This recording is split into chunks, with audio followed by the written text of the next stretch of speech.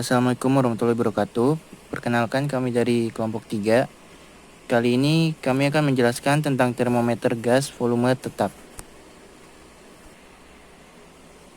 Termometer gas volume tetap merupakan alat pengukur suhu yang memanfaatkan sifat termometrik berupa tekanan yang dihasilkan oleh gas helium dan hidrogen.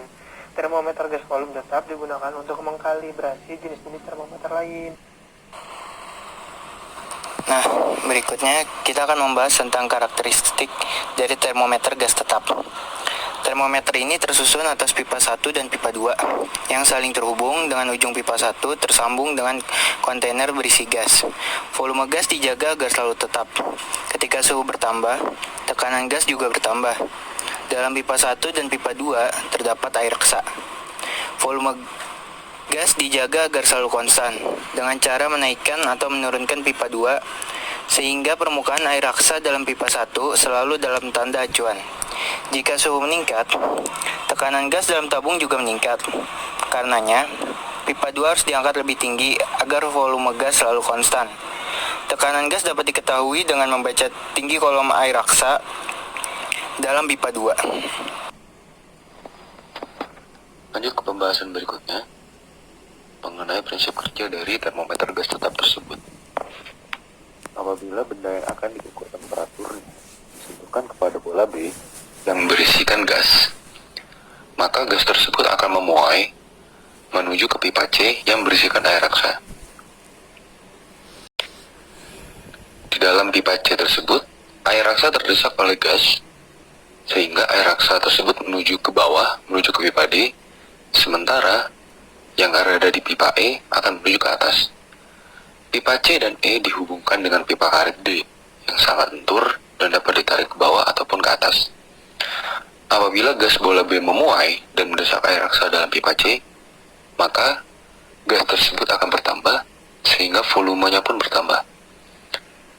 Nah, agar volume gas tetap seperti semula, yaitu pada pengaturan permukaan air raksa di pipa C, atau yang biasa disebut juga dengan skala 0 atau set point dari termometer gas tetap, maka pipa karet D dapat dinaikkan atau diturunkan sehingga volume gas pada bola B dapat tetap dijaga. Selanjutnya kita ke contoh kasus. Misalkan ada manometer yang di dalamnya itu berisi air raksa. Nah, misalkan di sini ada tekanan luar atau tekanan lingkungan. Nah, yang di sini kita misalin keadaannya itu suhu titik didih air, berarti kan suhunya itu tinggi. Karena suhunya di sini tinggi, berarti tekanannya kan juga tinggi. Nah, karena tekanannya di sini tinggi, berarti kan dia akan ngedorong air raksa ini kan. Nah, sehingga tinggi air raksa yang ada di tabung C ini akan lebih rendah daripada yang ada di tabung E. Nah, dari sini ke sini itu, nah ini namanya itu H-nya, tingginya. Berarti bisa kita jadiin persamaan nih. Persamaannya itu kalau misalkan di sini saya misalkan ini P2, terus ini itu P0, tekanan luarnya, berarti P2 ini sama dengan P0 ditambah Rho nya itu massa jenis air raksa, terus di sini kan juga ada gravitasi dikali H-nya ini. Kalau di sini P2 berarti ini H2. Terus kalau misalkan saya ganti lingkungan yang ada di sini nih, keadaan yang di sini misalkan dia suhunya tuh titik beku air, berarti kan suhunya rendah.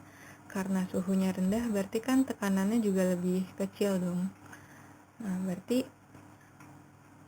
tekanan lingkungannya itu akan lebih besar. Berarti entarnya nih tekanan luarnya akan ngedorong air raksa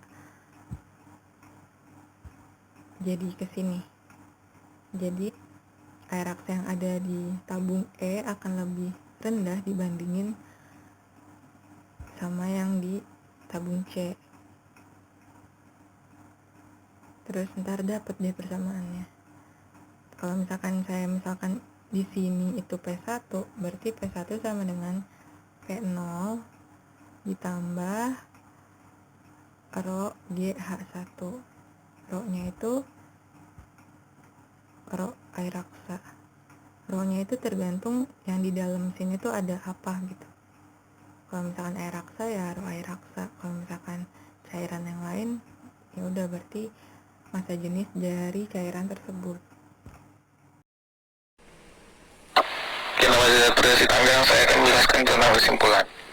Dengan menggunakan persamaan P dikali dengan V per T sama dengan C, dengan volume V tetap dengan substitusi sederhana dapat diperoleh persamaan T sama dengan T1 ditambah dengan H dikurang H1 dibagi H2 kurang H1 dikurang dengan T2 dikurang T1. T1 merupakan temperatur titik lebur es pada tekanan udara 1 atmosfer atau 0 derajat Celcius atau setara dengan 273 Kelvin. H1 merupakan ketinggian raksa pada saat disentuh pada es yang sedang melebur. T2 merupakan temperatur titik didih air pada tekanan 1 atmosfer atau sama dengan 1000 derajat Celcius atau 373 Kelvin. H2 merupakan tinggi raksa pada saat disentuhkan pada air yang sedang mendidih. H adalah sembarang posisi permukaan raksa dikali E, maka temperatur T dapat diketahui karena temperatur T merupakan fungsi linear tinggi raksa dari H. Sekian presentasi dari kelompok 3, terima kasih.